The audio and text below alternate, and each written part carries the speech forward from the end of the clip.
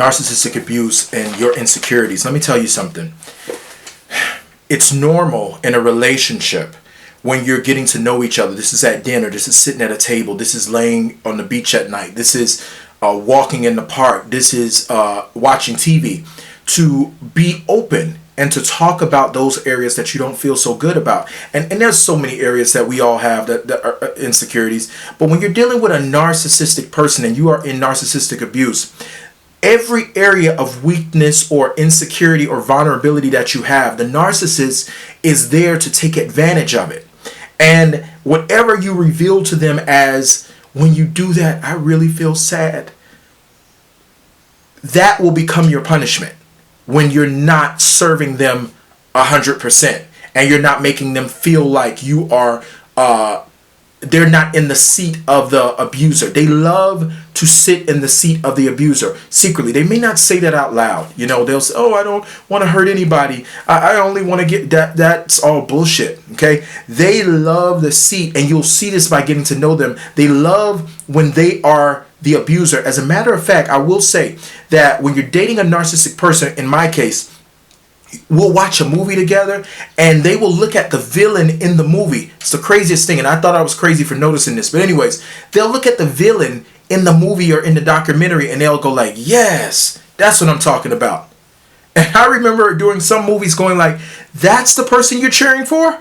You're cheering for the person that killed everybody? You're cheering for the person that scammed everybody?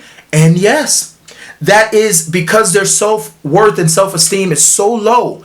They even find pleasure in the triumph of evil because that means power to them. And I'm not again, I want to say I am nobody's psychologist. I just watch this stuff. I just dated this stuff, you know, and you're going like, huh? And you notice it, and you got friends that talk about it, and it makes you scratch your head a little bit because you're like, who would be on that person's team? But because that is their aspiration, that's the only way, or one of the ways they gain power or want to feel powerful, they will actually rejoice in evil. That is their thing. Okay, so when you share your insecurities with them, that is leverage for them. They'll use your, sometimes I feel alone. Loneliness. Now, so when you call them maybe and you say, hey, I was calling you, but you didn't pick up the phone. They'll say, well, you act like you need me. But remember, you suffer from being so needy.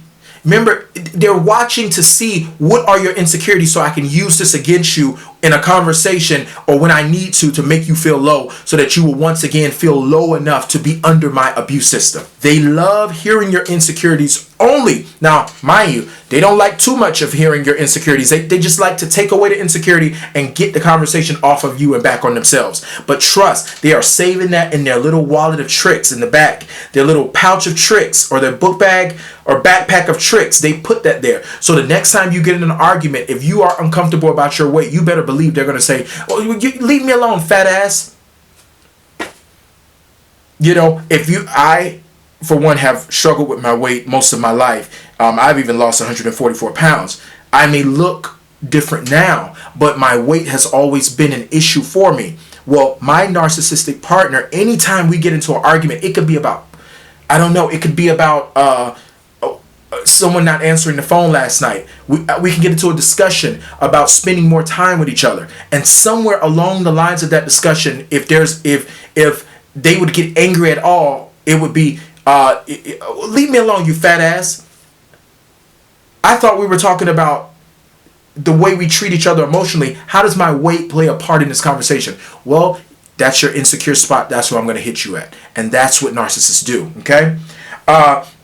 They find your insecurities to get the leverage, okay, through, and I want to say 3 different ways real quick. Way number 1 is they remind you of them, okay? They'll bring it up in a conversation and you're like, well, isn't that kind of a sacred thing that me and you only talk about? But they'll bring it up casually.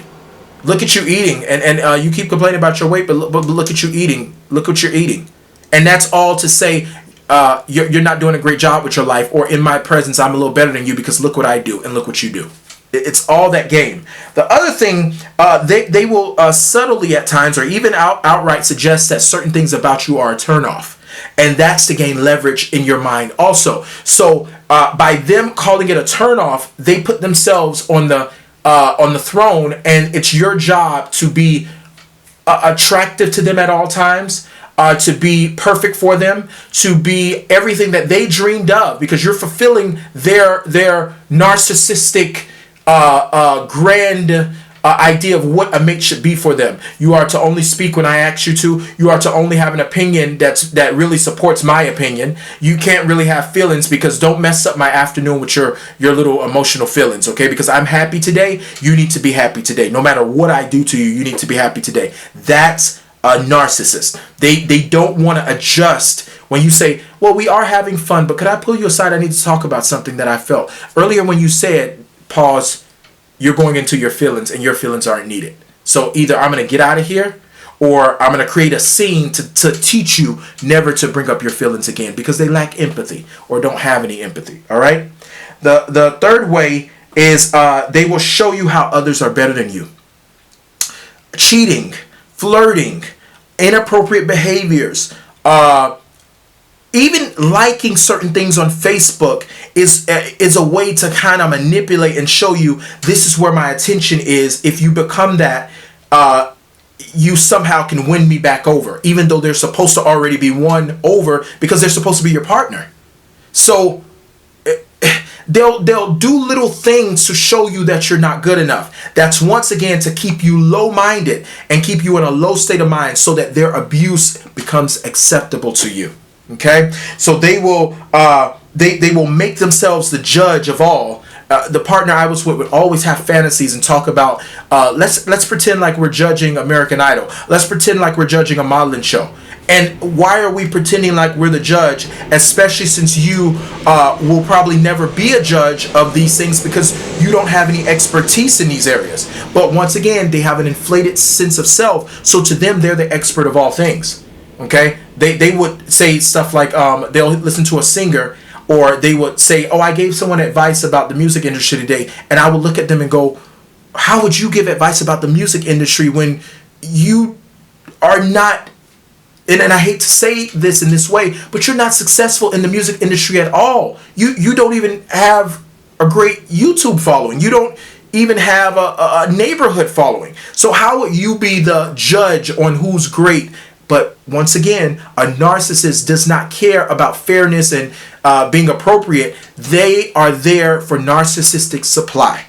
And if I could get as a narcissist, if they can get 5 minutes of attention, even from a false claim, they will use that to get more supply. They will use that to get a compliment, use that to get a praise moment. They will use that just to get attention. You can call them a complete fool. You can say, you look crazy. They don't care. All eyes are on them. You're helping me, and I'm helping you. And I hope that together we can get through this. And if you got some pointers or some tips, please write it to me on the bottom, because I'm trying to heal too. And, share the information that you have. Don't sit and suffer in silence, and don't let another person sit and suffer in silence. Bring it up. Bring up the discussion, and let's together heal, all right? Hope I helped you out. All right.